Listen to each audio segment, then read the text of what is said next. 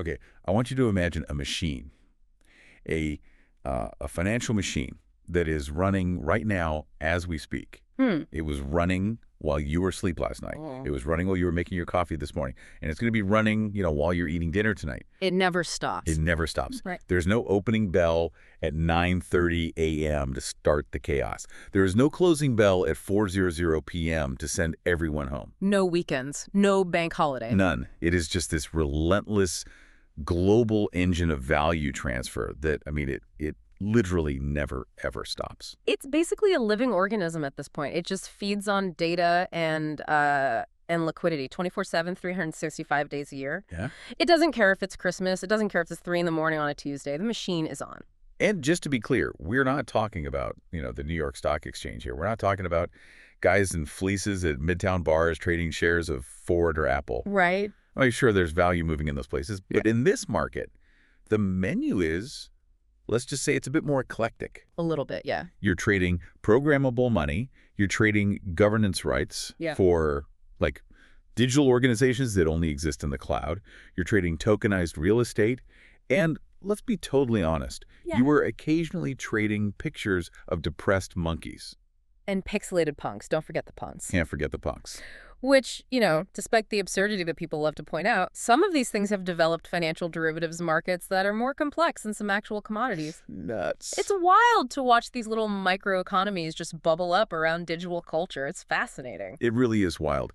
But the thing that truly separates this from Wall Street, it isn't just the weird assets, it's the access. Ah, that's the key. Wall Street is a fortress. It has moats, it has high-frequency trading algorithms and, institutional gatekeepers and minimum net worth requirements. Right. This market, if you have an internet connection and a pulse, and honestly, looking at some of the trading bots out there, the pulse is probably optional. You are on the trading floor. That's the democratization promise, right? That was the original pitch. It was. But democratization, well, it brings chaos. Traditional finance has guardrails, it has circuit breakers, it has that, soothing customer service hold music. Right. This ecosystem just has cliffs. Cliffs is the perfect word. Yeah. And that is the landscape we are walking into today. It's really a tale of two worlds. It is. On one side, you have the crypto banks, these massive tech companies that look and feel like Silicon Valley darlings. Yeah. They have the Super Bowl ads, they have customer support chatbots, slick mobile apps. A whole 9 yards. But as we all saw with the collapse of FTX, they can also just vaporize billions of dollars of customer money pretty much overnight. And that's the illusion of safety versus the reality of custody. Just because it looks like your bank and it feels like your bank doesn't mean it has the same protections as a bank. Not even close. And then on the other side of that canyon, you have what you call the robot markets. No CEOs, no headquarters in the Bahamas, just got code. Code running on a decentralized network. And if you make a mistake there's no one to call. Yep. Yeah. You are literally just screaming into the void, and the void just takes your gas fee and moves on. It's the ultimate high wire act. You get total control, but with that comes total responsibility. There is no safety net below you. None. So that is our mission for this deep dive. We are going to navigate this chaotic landscape. We're going to tear apart the centralized exchange versus the decentralized exchange, the CEX versus the DX. Let's do it. We're going to explain how prices are actually discovered because, spoiler alert, it is not magic, and it's very different depending on where you are. And then we're going to build a survival checklist so you don't get wrecked. Because getting wrecked is, believe me, the default state if you don't understand the plumbing of the system. Is it designed that way? I think the system is inherently designed to separate fools from their money. Our job is to make sure you, the listener, are not the fool. Okay, let's unpack all of this. Let's start at the very beginning. The core problem we're trying to solve here is access, the on-ramp. Right. I think for a lot of our listeners, they get the concept of Bitcoin, digital gold, fine. Yeah. They might even have a wallet app on their phone. But the actual act of acquiring it, that's where all the friction is. It's the translation layer. You have to think about it like language. You have fiat currency dollars, euros, yen, which exists in the legacy banking system. Right, the old world. It lives on SWIFT, ACH, Fedwire, and then you have value that lives on a blockchain. These two systems, they just do not speak the same language. They don't use the same rails. You can't just shove a $20 bill into your USB drive or your Ethernet port. I've tried. It doesn't work. The slot is always too small. No, exactly. Yeah. So you need an intermediary. You need a translator. You need an exchange. And this is where the anxiety just spikes for people. Oh, massively. I talk to people all the time who say, I want to buy crypto, but I am terrified of pressing the wrong button. Or, why on earth do they need a picture of my passport? Or my favorite, what the hell is slippage? It feels invasive and super technical all at once. Yeah. Like you feel like you're being interrogated by the government just to buy $50 worth of internet money. Precisely. But that exchange layer is the gateway. If you don't understand the gateway, you're not actually in the crypto economy. You're just a tourist looking through the window. You have to step through that door. So let's look at the biggest doors first. The Centralized Exchange, or the CEX. When we say CEX, who are the big players we're talking about here? We're talking about the titans, the brands you've heard of. Binance, Coinbase, Kraken, Bybit, Luno. The ones with the logos on the F1 cars. Yes, if you see a logo on a Formula One car or on the jersey of an NBA team or on a stadium, it is almost certainly a centralized exchange. These are massive, massive corporations. And fundamentally, these are the crypto banks, right? That's the best analogy. It is the most accurate analogy. Just think about your experience with a CEX. You go to a website, you click sign up, you enter an email and a password, you verify your email. Standard stuff. Then you upload a driver's license. Then you link a bank account via Plaid or a wire transfer. And then finally, you see a balance on a screen. It's identical to signing up for PayPal or E-Trade. It feels very Web 2. It is Web 2. It's a traditional database experience. But here, and this is so important, here is the crucial detail that I would argue 90% of new users do not grasp. Okay. When you buy Bitcoin on Coinbase, you are not buying Bitcoin on the blockchain. Okay, wait, let's pause on that because that sounds like a conspiracy theory. It's not, I promise. If I go to Coinbase, I click buy, and my screen says 1 BTC, are you telling me I don't have a Bitcoin? You have a claim to a Bitcoin. You have an IOU for a Bitcoin. But let's look at the mechanics under the hood. Coinbase or Binance or whoever, they hold a massive amount of Bitcoin in their own cold storage vaults. We're talking huge multi-signature wallets that they control completely. When you trade on their platform, you're just trading on their internal ledger. On their spreadsheet? Literally, a SQL database is a spreadsheet. If you buy from another user on Coinbase, the database just updates a row. It subtracts 1 BTC from user A's column and adds 1 BTC to user B's column. So no miner verified that. No block was produced on the Bitcoin network. Nothing. It's just numbers shifting around on a private server in a data center somewhere in Virginia or Ireland. It's all internal. Why do they do it that way? Is it just to be shady? No, not at all, actually. It's for speed and cost. Blockchains are slow. I mean, Bitcoin does, what, 7 transactions per second? Something like that, yeah. If every single trade on Binance, which is millions of trades a day, had to settle on the Bitcoin blockchain, the entire network would just grind to a halt instantly. Okay, that makes sense. Plus, you'd be paying network fees, or gas, for every single tiny trade. By doing it off-chain, on their internal database, the trades are instant and the fees are basically negligible. So the blockchain only gets involved when I want to leave the party. Exactly. The blockchain is the final settlement layer. The exchange is the fast execution layer. The only time a transaction hits the public ledger is when you click withdraw. That's the moment the exchange has to go to their vault, take actual crypto, and send it to the address you provided. Until that moment, all you have is a promise from them. Which brings us to the massive glaring con of the entire CEX model. The custody risk. Not your keys, not your coins. It is the oldest mantra in crypto, and it is written in the blood of so many failed exchanges. Gox, Quadriga, and of course, FTX. When you hold funds on a CEX, you are trusting a third party. You're trusting a corporation. You're trusting that they actually have the Bitcoin they say they have on that spreadsheet. And you're trusting they're not gambling your money on bad leverage bets. Which is exactly what happened with FTX. That was the titanic shifting moment for this whole perception. Before FTX, I think a lot of people thought, well, they're too big to fail. Totally. It felt safe. It was the safe exchange. Sam Bankman-Fried was on the cover of magazines. He was testifying before Congress. But behind the scenes, they were commingling customer funds. Right. They were taking the money people deposited and lending it out the back door to their own hedge fund, Alameda Research, to make these incredibly risky bets on, a bunch of nonsense coins. And when those bets went sour. The money was just gone. And because it was all just an internal database, nobody knew until it was way too late. Exactly. The IOU you thought you had became worthless because the vault was empty. That is the absolute nightmare scenario. You log in, you see a number on a screen, but when you try to withdraw, it just says pending forever. But it's not just bankruptcy risk, is it? It's also about censorship. 100%. A CEX is a regulated entity. It's a company with a legal address. If the U.S. government or the Canadian government or any government says, freeze this account, they freeze it. No questions asked. We saw that with the trucker protests in Canada, didn't we? Yeah. Accounts were frozen without a court order, just based on a list. We did, and we see it all the time with automated compliance flags. If you interact with a known gambling site or a coin mixer, the exchange's algorithm might just lock your account automatically. And then you're stuck. You wake up, you try to log in, and you just get a generic contact support message. And good luck getting a human on the phone.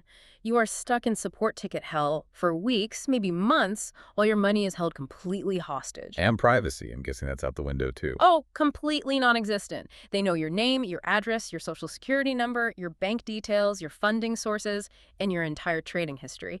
And they report all of it to the IRS or your local tax authority. So if I'm listening to this, I mean, the CEX sounds kind of bleak. But we still use them. I use them. You use them. Why? Because they work. And because of liquidity. At the end of the day, they are still the best on-ramp. Right. If you want to move $10,000 from your checking account into crypto, a CEX is still the most reliable and straightforward way to do it. And that liquidity matters. You can buy $10 million of Bitcoin on Binance, and the price won't even budge because there are just so many buyers and sellers there. And the user experience is polished. It is. They have great mobile apps, portfolio trackers, tax reporting tools. It's comfortable. It feels familiar. So what's the verdict? Is the CEX a trap? No, I wouldn't call it a trap. I really like the analogy of an airport. An airport. Okay, I like this. Go on. You need the airport to travel. You go there to exchange your currency, to check your bags, to get on the plane, to go somewhere new. It's a necessary piece of infrastructure. But you don't want to live in the airport. You don't set up a cot in Terminal B and decide that's your new home. And you definitely don't store your life savings in a locker at JFK. Exactly. Use it for access, and then you leave. You get to your destination. Treat it like transit, not a destination. I love that. Okay, so let's leave the airport and go out into the wild.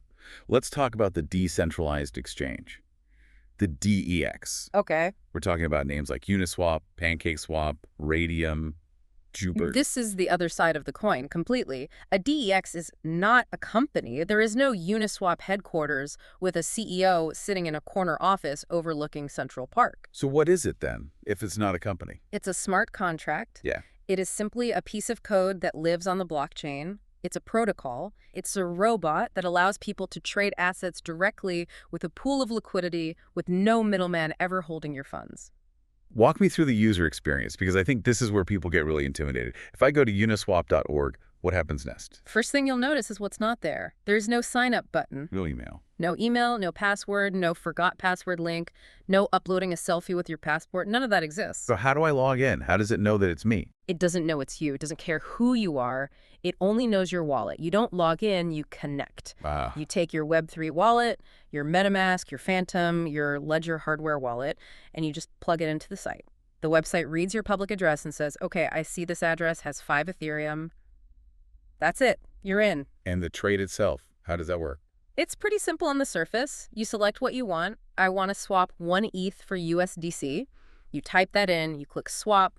Your wallet then pops up with a notification that says, do you approve this transaction? Right, the signature request. You click sign.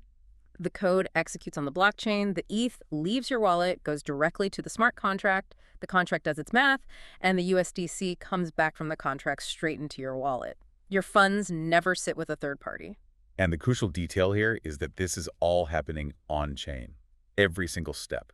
Every single step is a transaction on the blockchain, which means you are paying network fees, gas fees, for every single interaction. Which can be absolutely brutal depending on the network you're on. It can be excruciating. If you're trading on Ethereum during a bull run or, a massive NFT mint, the network gets incredibly congested. Everyone is bidding against each other to get their transaction processed first. So a single swap. A single swap could cost you $50, $80, maybe even $100 in gas, just for the privilege of making the trade. Wow. That seems incredibly inefficient compared to the, quote, free trading on a CEX. It is inefficient in terms of cost, yes, but that's the price you pay for sovereignty. Yeah. The big pro here is what we call permissionless access. Meaning what? Meaning no one can ban you from Uniswap.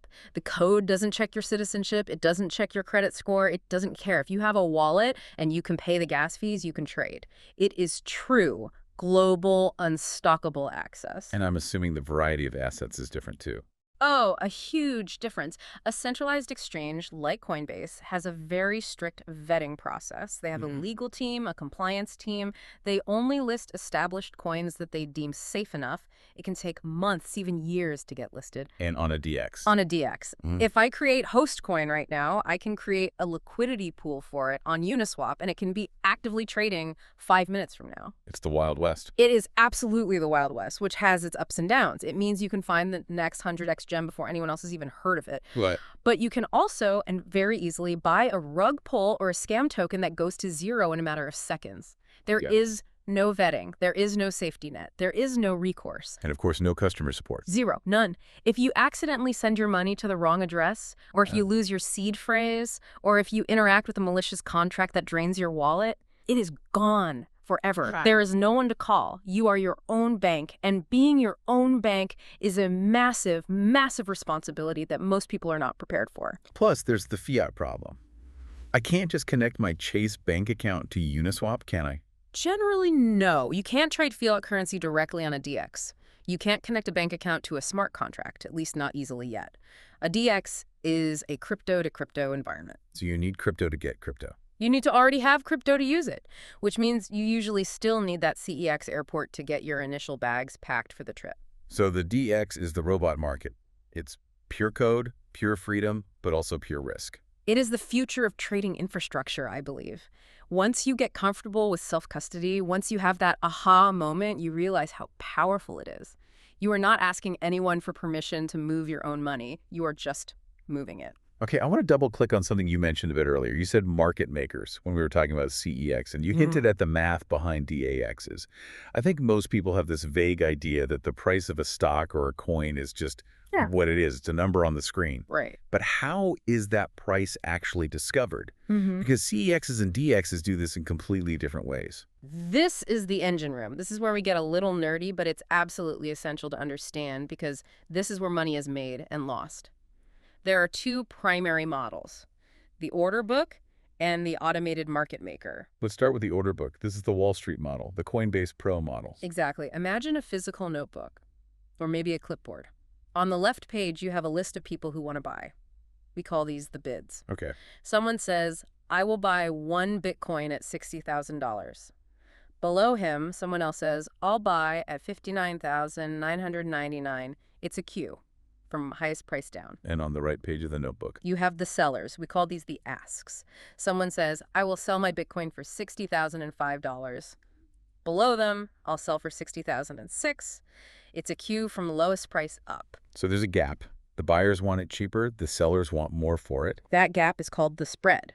In this case, it's $5. The price of Bitcoin isn't actually a single number. It's that constant staring contest between the highest bid and the lowest ask.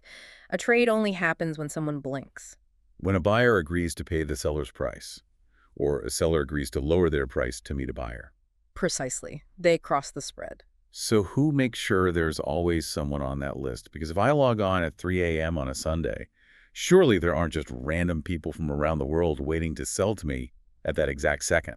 That's where the market makers come in. These are professional firms, high-frequency trading shops, basically, that are paid or at least incentivized by the exchange to constantly place orders on both sides of the book. They ensure that if you want to buy, there's always something to buy. And if you want to sell, there's always someone to sell to. They provide liquidity, they make the market. So that's what guarantees I can always get my trade filled. Yes. But DEX, they don't usually work like that. They can't. Because imagine trying to put thousands of new orders on a blockchain every single second. It would cost millions and millions of dollars in gas fees. It's just too slow and way too expensive to constantly update an order book on chain. So how did they solve that problem? How does a robot trade without an order book? They invented the automated market maker, or AMM. And this is truly one of the the 0 to 1 innovations in DeFi. It's brilliant. Okay, I'm ready. Instead of an order book, I want you to imagine a bucket. A literal physical bucket. Oh yeah, picturing a bucket. We call this a liquidity pool. Into this bucket, you put two different assets. Let's say we put in some Ethereum and some USDC, the stable coin, and you put them in with equal value. So for our example, let's say 10 ETH and 30,000 USDC. We're assuming ETH is worth $3,000. So the bucket is perfectly balanced. 50% of the value is in ETH, 50% is in USDC. Right. Now, the robot that guards this bucket, the smart contract, it follows a very, very simple math formula. The most famous one, the one used by Uniswap v2, is 6 ducal y equals k dollars. Oh boy. I'm having flashbacks to high school algebra. Break that down for me. It's simpler than it sounds. X is the amount of the first token, so our 10 ETH. Y is the amount of the second token, our 30,000 USDC. And K is just a constant number that must not change. Okay. So 10 times 30,000 equals 300,000. That number, 300,000, is our magic constant, K. The pool's code will do anything it has to do to make sure the two sides always multiply to equal 300,000. Okay, I think I'm with you. So if I want to buy some ETH from this bucket, what do I do? You come to the bucket, you put USDC in, and you take ETH out. So now the bucket has more USDC than before and less ETH. Exactly. Let's say you take 1 ETH out. Now there are only 9 ETH left in the bucket, but our constant, K, must still be 300,000. So the amount of USDC in the pool has to increase to balance that equation. The math itself dictates that the remaining ETH is now more expensive in terms of USDC. So I didn't negotiate with a human being. I didn't look at an order book. I just traded against the formula. You traded against the bucket, and because the bucket now has less ETH in it, the robot automatically and instantly raises the price of ETH for the very next person who comes along. It's pure supply and demand encoded in math. That is genuinely fascinating. And it means you don't need those professional market maker firms. Anyone can be a market maker. You, the listener, right now can go put your ETH and your USDC into a Uniswap pool and start earning a tiny fraction of the fees from every single trader who uses it.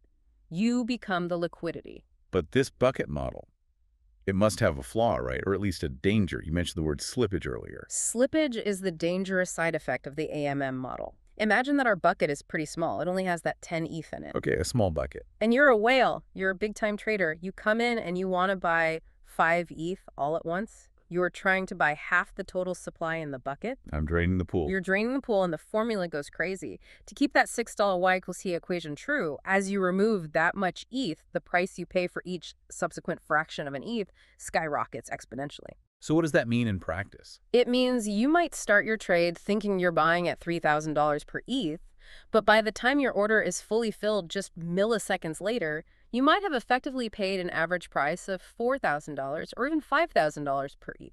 So I lost a ton of money just because my trade was too big for the pool. That difference between the price you saw on the screen before you clicked and the price you actually paid, that is slippage.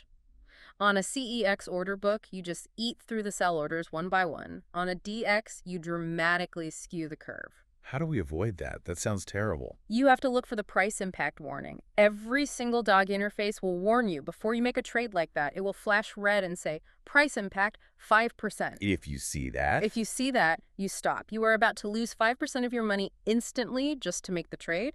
You either need to trade a much smaller amount or you need to find a pool with more liquidity, a much bigger bucket. That is a crucial tip. Always check the price impact. Okay, moving from the math to the law.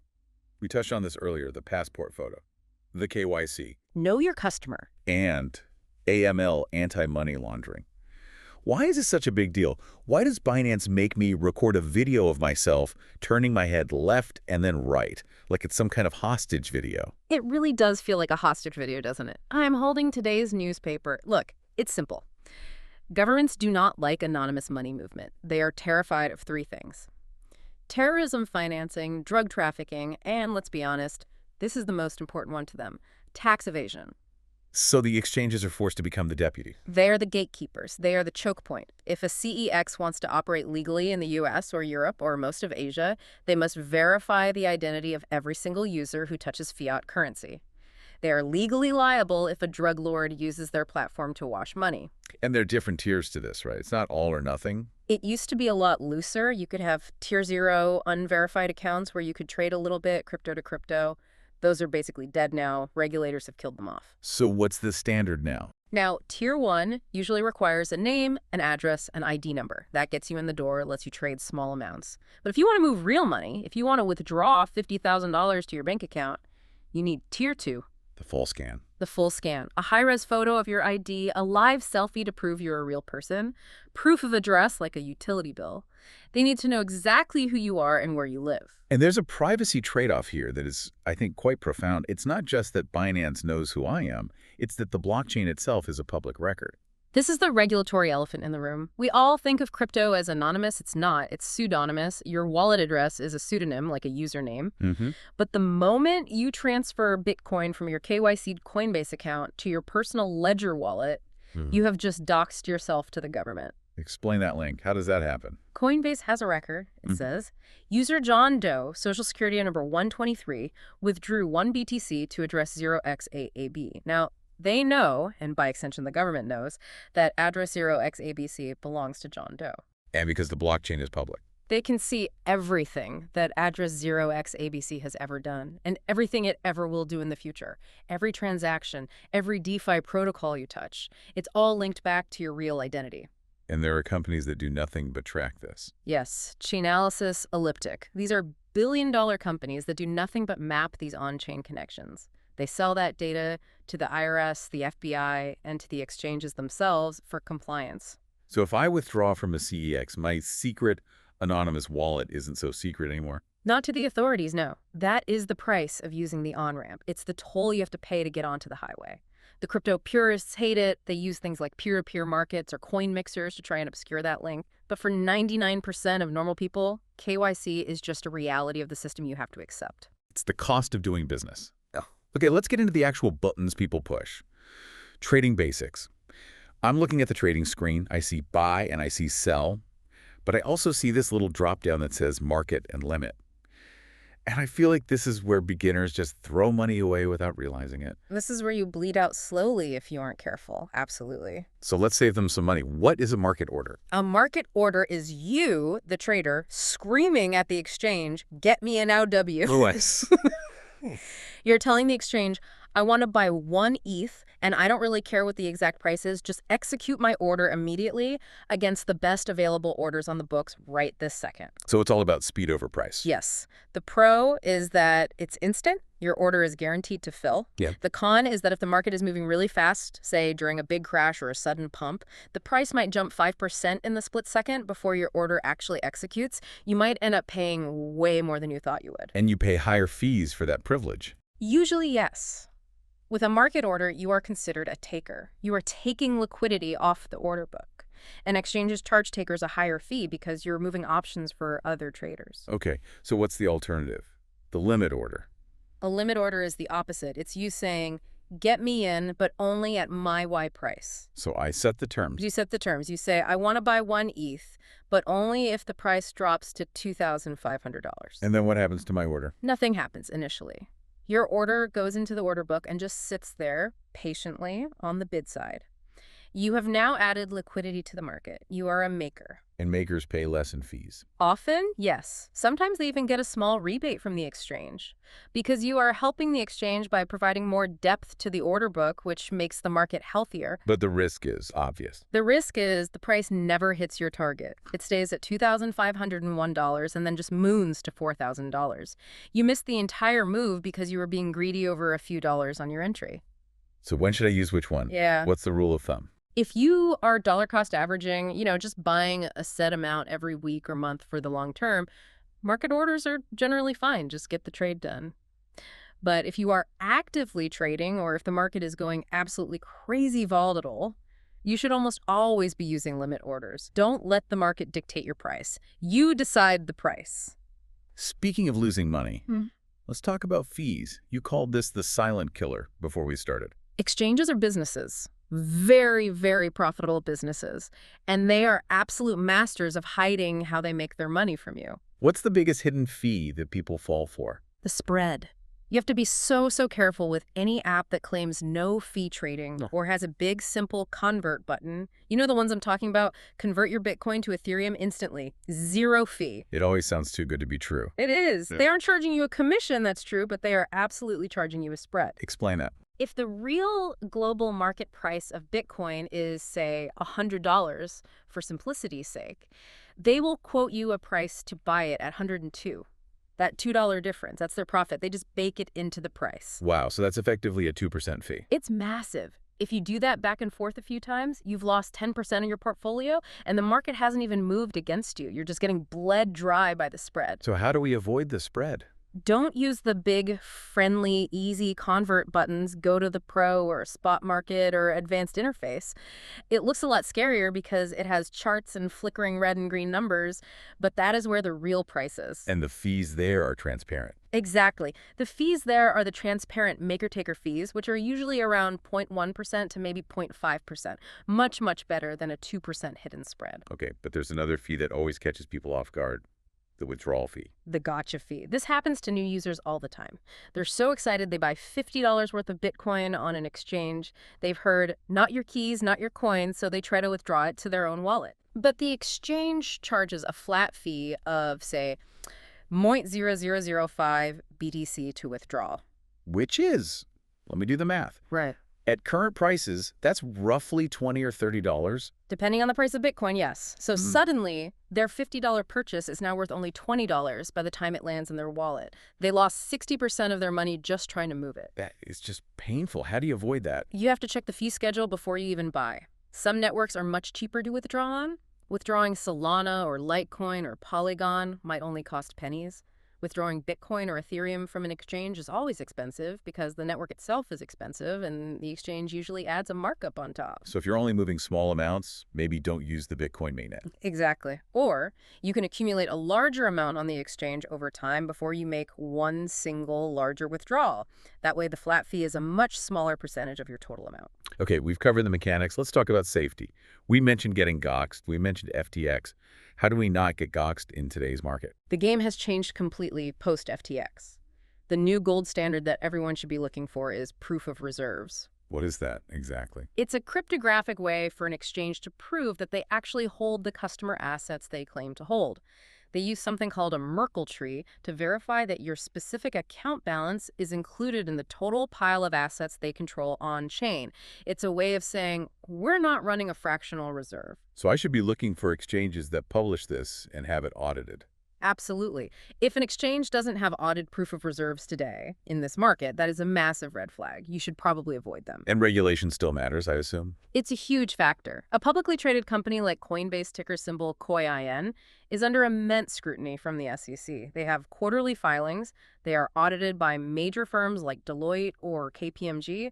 That is a very different risk profile than an offshore exchange that's registered in the Seychelles or the Bahamas. Right, but the offshore ones offer the crazy leverage, 100x leverage on Dogecoin. They do. They have fewer rules, and that's the appeal. But fewer rules means much higher risk. If that exchange disappears tomorrow, good luck trying to sue them in a Seychelles court. You have absolutely no recourse. Okay, let's talk about securing the account itself. Let's say the exchange is safe, but I get hacked. My personal security is weak. The 2FA rule. It is mandatory. If you are going to leave any money on a CEX for any amount of time, you must enable two-factor authentication. But, and this is critical, do not use SMS text messages for your 2FA. Why not? SMS seems so easy. It's what every website uses. Because SIM swapping is real, and it is terrifyingly easy for criminals to do. A hacker calls your phone company, they pretend to be you, maybe they have the last 4 digits of your social that they bought on the dark web.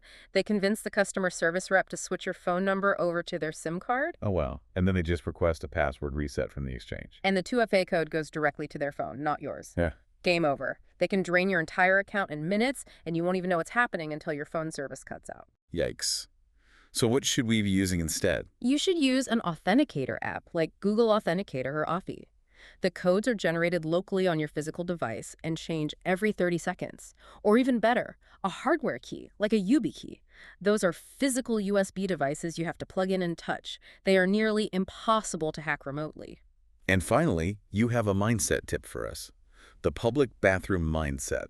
I know, it's a bit graphic, but it sticks with people. You need to treat an exchange like a public restroom. Okay, explain the metaphor. Get in, do your business, and get out. Do not hang out there. Do not sit and read the newspaper there. And you most definitely do not use it as your savings account. So store your long-term wealth in cold storage, a hardware wallet. Exactly. Only keep funds on the exchange that you are actively planning to trade in the very near future. If you're not trading it, withdraw it to a wallet where you and only you control the keys. That is extremely solid advice. Yeah. Okay, I want to pull this all together.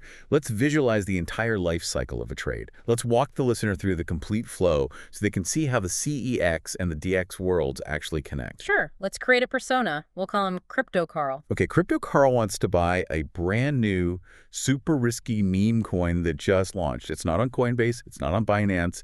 It's only on a DXX like Uniswap. Walk us through his journey. Okay. Step 1, the on-ramp. Carl logs into his verified Coinbase account. He links his bank. He deposits $1,000 of fiat currency. Step 2, the spot buy. He does not use the big convert button. He goes to the spot market, the advanced interface. He places a limit order to buy Ethereum at a price he's comfortable with. He waits patiently for it to fill. Now he has ETH sitting in his Coinbase account. Step 3, the withdrawal. He opens his self-custody wallet. Let's say it's MetaMask. He carefully copies his public address. He goes back to Coinbase. He pastes that address into the withdrawal page. He double-checks the first 4 and the last 4 characters of the address. He checks them again. Then he hits send. Step 4, taking custody. He waits. It might take 10 minutes. It might take 20. The network has to confirm the blocks. Then, ding, the ETH appears in his MetaMask wallet. Coinbase no longer has it. The IOU is gone. Carl has the actual asset. And finally, step 5, the DeFi extension. Now he goes to the Uniswap website. He connects his MetaMask wallet. He finds the contract address for that risky meme coin he wants. He swaps his ETH for the coin. He approves the transaction and pays the gas fee. The smart contract executes. And now Crypto Carl holds the new meme coin in his own private wallet. It's a dance, isn't it? It is. He used the centralized world for access to get his fiat into the system, and he used the decentralized world for action and for sovereignty. I love that phrasing, access versus sovereignty. That really sums up the entire ecosystem we've been talking about. It really does. And right now, in this phase of the market, you really do need both to operate effectively. So let's just do a quick recap of what we've learned today. We've covered a massive amount of ground. We have. We established that CEXs are the crypto banks. They're convenient, they're great for on-ramping fiat, but they come with serious custody risk and total regulatory oversight. And DXs are the robot markets. The robot markets, they're sovereign, they're permissionless, they're powered by clever math like 60 thighs, but they are technically demanding and completely unforgiving if you make a mistake. We looked under the hood at how prices are actually discovered. The order book staring contest on a CEX versus the liquidity pool bucket mechanics on a DX. And we highlighted the hidden dangers, the killer that is slippage on DXs, the hidden spread fee on simple CEX apps, and those nasty, nasty withdrawal fees. These are the little things that will eat your profits alive if you are not paying close attention. And finally, the safety protocols. Look for proof of reserves, strictly avoid SMS 2FA, and always remember the public bathroom rule. If you remember nothing else from this deep dive, please remember the public bathroom rule. I want to leave our listener with one last provocative thought to chew on. We talked about this balance, this dance between the banks and the robots. It feels like the ecosystem is currently in this awkward teenage phase where we need the banks just to get access to the cool, futuristic robots. That's a great way to put it. It's clumsy. Do you think that will always be the case? Yeah. Or will we always have this kind of duality? I think the line is going to blur over time. We're already seeing CEXs try to integrate self-custody Web3 wallets, and we're seeing DXs and wallet providers trying to make their interfaces as simple and friendly as Coinbase. But the fundamental question, the philosophical question, will always remain. Do you want convenience or do you want control? You can have a little of both, but at the extremes, you rarely get 100% of both. There's always a trade-off. Convenience versus control. That is the eternal struggle, isn't it? All right, before we go, we do have some homework for you. Yes, 2 simple tasks. First, go to a site like CoinGecko or CoinMarketCap and just click on the Exchanges tab. Scroll down and just look at the 24-hour volume differences between the top CEXs and the top DXs. It's really eye-opening to see where the money is actually flowing. And the second task? The second task is personal. If you have an exchange account right now, log in. Go to the withdrawal page. Find the specific current withdrawal fee for Bitcoin. Not the trading fee, the withdrawal fee. Write that number down. Just knowing that number puts you ahead of 90% of other users who only find out about it when they're angry and trying to leave. Knowledge is power. And in this case, knowledge is money saved. That's it for this deep dive into the marketplaces of crypto. Trade safe, watch your fees, and for the love of crypto, please don't leave your life savings on an exchange. See you on the blockchain.